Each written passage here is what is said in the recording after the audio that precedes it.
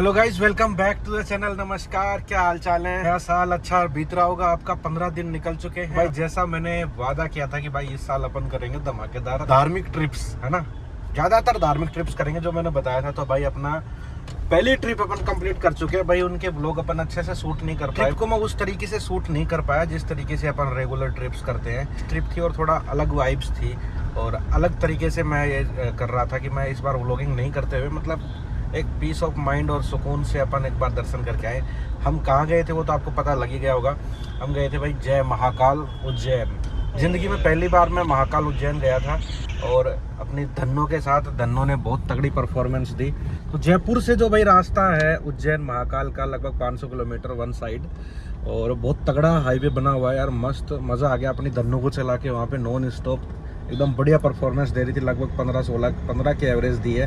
Highway पे इतनी average देती है। वैसे मैंने उज्जैन महाकाल के बारे में बहुत कुछ सुना था कि यार वहाँ पर जाने से आपके अकाल मृत्यु नहीं होती है। चीज़ और सुनी थी मैंने उनके बारे में कि अगर महाकाल का बुलावा नहीं आएगा ना और आप चले भी जाओगे, उनका बुलावा नहीं आया हुआ और आप फिर भी पहुँच गए तो आपके दर्शन नहीं होंगे वहाँ पर। तो ऐसा ही था कि हमारा भी यार लगता बुलावा आया ही था और मतलब ऐसा कोई प्लान नहीं था कि पहुँचने वहाँ पे जाना है। काफ़ी दिनों से ऐसा कोई प्लान नहीं था। अचानक सडनली और एक बन जाती है ना ट्रिप, तो बन ही जाती है। तो जैसे तैसे करके अपन भाई शाम को हम महाकाल उज्जैन की नगरी में पहुँच चुके थे, लेकिन हम महाकाल से थोड़ा सा पहले ही हमने स्टे कर लिया। तो सुबह उज्जैन में हम दर्शन के लिए निकले तो सबसे पहले हमें वहाँ पर काल भैरव जी के दर्शन करने होते हैं। कहा जाता है कि अगर काल भैरव जी के दर्शन हम नहीं करेंगे और महाकाल के अकेले दर्शन करके आ जाएंगे तो वो जो आधा ही माना जाता है। वहाँ पर कहा जाता है काल भैरव वहाँ के चौकीदार हैं। उसके बाद हमारे महाकाल जो उज्जैन के राजा हैं उनके पास उनसे मिलने दिया जाता है। तो जो विधिवत बनाए गए हम उसके हिसाब से हम पहले चले गए काल भैरव मंदिर में पूरी इतनी ज़्यादा भीड़ नहीं थी, लेकिन भीड़ तो रहती है हमेशा। और वहाँ पर आपको पता है मदिरा का भोग चढ़ाया जाता है और जहाँ पर इतनी सुंदर प्रतिमा है काल भैरव जी की। पर काल भैरव में ओनली मदिरा का जो चढ़ाया जाता है और कई बार कहा जाता है कि जिनकी मनोकामना पूरी हो जाती है तो वहाँ पर कुछ लड्डू या कुछ मावे का प्रसाद चढ़ाया जाता है। बाकी तो ज़्यादातर लोग वही चढ़ा रहे थे मदिरा। उनके पुजारी होते हैं और जो भक्त जो प्रसाद लेके आते हैं मदिरा का उनको प्याले में डाल के उनके मुँह पे लगा देते हैं ना तो वो पूरा पी जाते हैं। तो भाई यहाँ पर इस यही है वो काला लगा तब एकदम जयकारे लग रहे थे भाई। जय महाकाल, जय काल भैरव। काल भैरव के दर्शन के बाद हम सोच रहे थे कि उज्जैन महाकालेश्वर के मंदिर में जाया जाए महाकाल के दर्शन करने के लिए, लेकिन हमने सोचा उससे पहले हम चले जाते हैं मंगलानाथ टेम्पल, जो कि उज्जैन में कहा जाता है कि उज्जैन जो मंगलानाथ टेम्पल है वो वर्ल्ड का सेंटर है। वहाँ पर एक पृथ्वी माता मंदिर भी था जिनके अगर अपन सर्किल लगा लेते मतलब एक चक्कर लगा लेते हैं तो माना जाता है कि आपने पूरी पृथ्वी को चक्कर लगा लिया। तो इस तरह की वहाँ पे मान्यता। और हमने देखा कि भाई एक हमारे जयपुर के और हमारे झुंझुनू के समाज सेवियों ने यहाँ पर भाई मैंने पहली बार देखा कि उज्जैन में हमारे राजस्थान के लोगों ने वहाँ पर धर्मार्थ किया हुआ है। जो पानी की सेवा लगाई गई है। जो मांगलिक होते हैं वो अपनी पूजा करवाने आते हैं ताकि मंगल दोष दूर हो सके। ज़्यादातर ये इसीलिए फेमस है। मंगलानाथ के दर्शन के बाद हम सीधा निकल गए महाकाल के दर्शन के लिए। महाकालेश्वर के दर्शन के लिए लंबी लंबी लाइनें लगी हुई थी, लेकिन हमारे पास थोड़ा VIP सिस्टम था। हम अपना पास दिखा के हम VIP तरीके से एंट्री ले गए और जल्दी से जल्दी हमने दर्शन किया।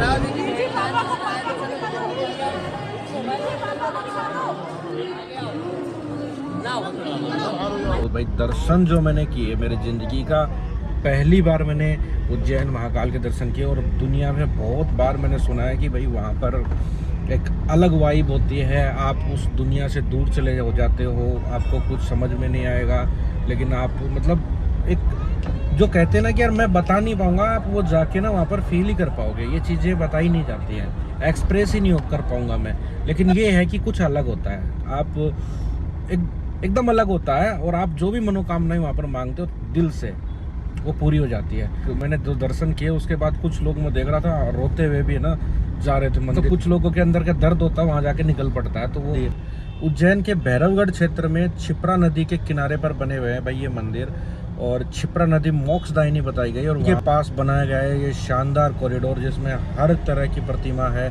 सप्तऋषियों की प्रतिमा है जो आप जाओगे ना यार आपका दिल खुश हो जाएगा। और इतनी तगड़ी लाइटिंग भारत माता मंदिर, सब चीज़ें भाई वहाँ पर सुकून देने वाली थी। तो भस्म आरती होती मॉर्निंग में, उसके भी एक लाइव दर्शन करा रहे थे जो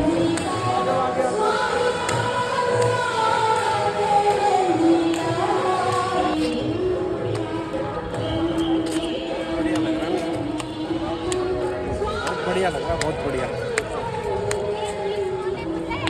ऐसी मान्यता है कि रात को कोई भी वीआईपी नहीं रुकता है, मतलब वहाँ के राजा सिर्फ महाकाल है और वहाँ पर सिर्फ एक ही राजा रुक सकता है, वो कि जो सिर्फ महाकाल। अगर कोई दूसरा राजा वहाँ पर आएगा तो उनका राज वहाँ से छिन जाएगा भाई। इसीलिए हमने सोचा भाई यहाँ से निकलना ही ठीक है, तो हम वहाँ पर रात को निकल गए और अपने होटल में जाके विश्राम किया। मॉर्निंग में अपन वापस अपने बैक टू जयपुर आ गए। उज्जैन महाकाल के बारे में एक चीज़ और बताई जाती है कि उनके मंदिर के सामने कोई भी घोड़े पे बैठ के सवारी नहीं करता है, वहाँ से उतर के ही पैदल जाते हैं। जैसे कोई दूल्हे की घोड़ी पे जो सवारी होती है तो वो वहाँ से उतर के ही जाते हैं। मैं भस्म आरती में दर्शन नहीं कर पाया, इसके लिए एक दिन पहले अपॉइंटमेंट कराना पड़ता है, तो मैं नहीं करा पाया था। लेकिन अगली बार ज़रूर आऊँगा और भाई भस्म आरती ज़रूर देखेंगे भाई। भस्म आरती में कहा जाता है कि महाकाल अपने रूप बदलते हैं। उस अपने धनों ने बढ़िया साथ दिया और अब ट्रिप में बहुत मज़ा आया। पहली बार ऐसी धार्मिक ट्रिप करी। जैसे महाकाल के मंदिर में जब आप जाते हो तो पहली बार तो आपको ज़बरदस्ती, मतलब आपको पता ही नहीं रहता कैसे क्या होने वाला है, लेकिन जब आप एक बार चले जाते हो उसके बाद आप जाते ही रहते हो, हर साल जाते रहते हो। चलो जी, इस वीडियो में इतना ही भाई। अब जल्दी से इनके बाद अब अपन चलेंगे नेक्स्ट बढ़िया ट्रिप पर और उसमें अच्छे से वीडियो बनाएंगे, आपको दिखाएंगे।